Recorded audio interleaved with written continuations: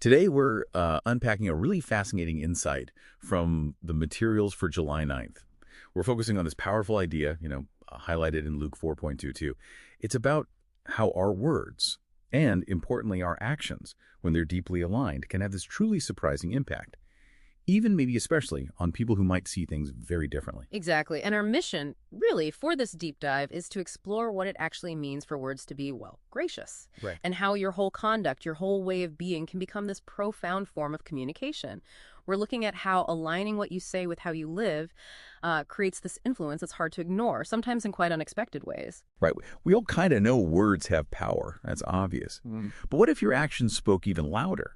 What if they created such an undeniable message that it could genuinely move someone who fundamentally disagrees with you? That's the extraordinary idea we're diving into. So the core concept, it starts with the source describing this moment. And it says, all bear him witness and wondered at the gracious words which proceeded out of his mouth. And what immediately strikes me is that word, wondered.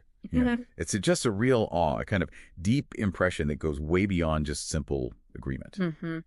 And what's fascinating here is how this idea, this graciousness, it extends far beyond just, let's say, polite speech.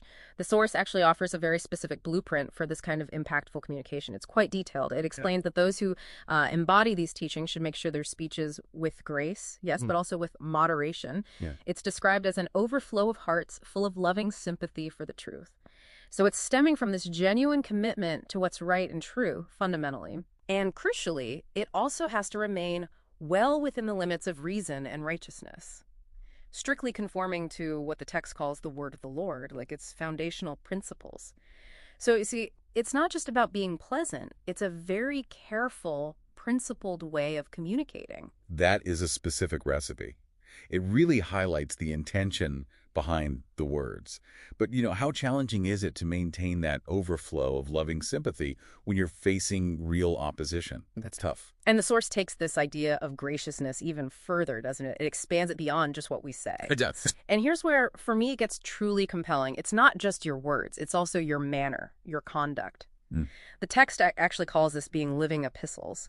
So it's about your actions perfectly harmonizing with your words. Like, think of it as your whole life becoming a message, a letter that other people read. Exactly. Your actions aren't just sort of backing up your words. They're actively communicating the very same message. It's a complete package. A complete package. So what kind of powerful harmony does that achieve? What's the result? Well, if we connect this to let's say, the bigger picture, this profound harmony between what you say and how you live, it leads to an incredible outcome, almost counterintuitive, really. The source states, even their enemies would marvel and take knowledge of them that they had been with Jesus and learned of him. Wow. Even enemies marveling. Yes. And notice, this isn't about convincing opponents to agree with every single point you make. It's not about converting them necessarily. Instead, it's about cultivating such deep integrity, such consistency, that it earns this undeniable recognition. A recognition of profound influence of character that actually transcends the disagreement itself. It really raises an important question for all of us, I think. How often do we really consider the impact of our entire being, not just our arguments, but our whole presence on those around us? Especially those with different views. Especially then. It's the kind of influence that makes people wonder, not just debate. So, okay, wrapping this up. What does this all mean for you listening right now in your daily interactions?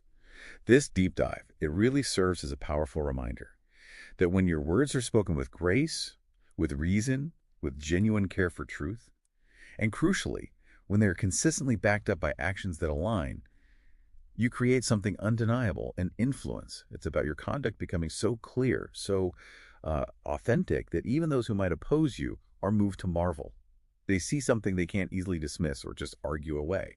It suggests this form of influence that builds respect through sheer integrity. And this brings us to a final, perhaps provocative thought for you to really ponder today. How can cultivating these gracious words in your own life and actively living as a living epistle, where your life genuinely reflects your core message, how can that transform your interactions? Starting today, could it actually lead to surprising, impactful recognition, maybe even from unexpected places, simply because your character speaks volumes? Something to think about.